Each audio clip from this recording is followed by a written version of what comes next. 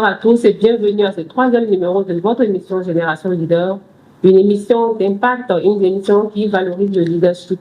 Et aujourd'hui, nous allons nous intéresser au leadership féminin. Et pour en parler, nous allons recevoir une dame engagée, une dame qui inspire par son parcours, par son expérience dans l'entrepreneuriat, une dame dont la valeur est d'impacter les générations futures.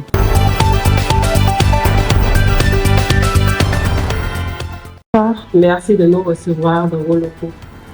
Il n'y a pas de quoi, c'est aussi à moi de vous remercier. Alors, d'entrée de jeu, nous allons vous demander de vous présenter à nous, monsieur.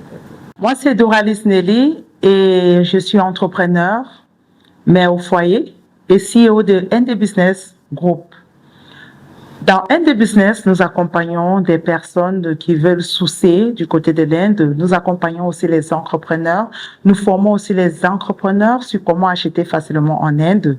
Et aussi, notre plus propre mission, c'est quoi? Accompagner des femmes qui n'ont pas assez de capital de pouvoir démarrer un business avec le peu de moyens qu'elles ont.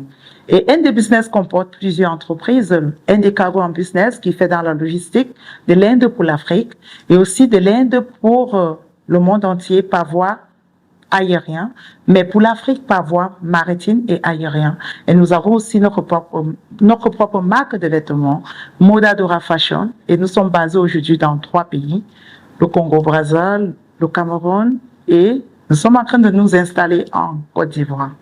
Ou bien, nous remarquons que vous êtes une porteuse de voix des femmes dans le milieu de l'entrepreneuriat. On peut dire. Alors, qu'est-ce que vous a poussé, vous, à entreprendre? Donc, qu'est-ce qui m'a poussé à entreprendre? En fait, c'est inné. D'accord.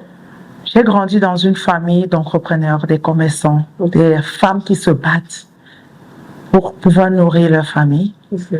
Et derrière mes mamans, derrière ma famille, j'ai compris la valeur pour une femme de se battre et de se démarquer dans le monde d'aujourd'hui. Moi, j'ai commencé à entreprendre très tôt à l'âge de 16 ans. Et pour être sincère, Madame Kamsi, j'ai commencé à vendre même quand j'avais l'âge de 10 ans.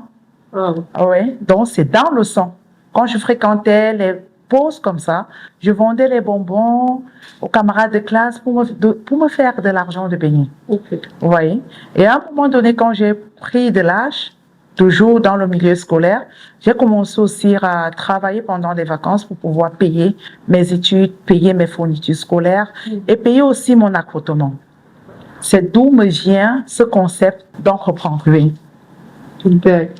Donc, disons que c'est depuis le bas âge que vous avez cette volonté-là d'entreprendre.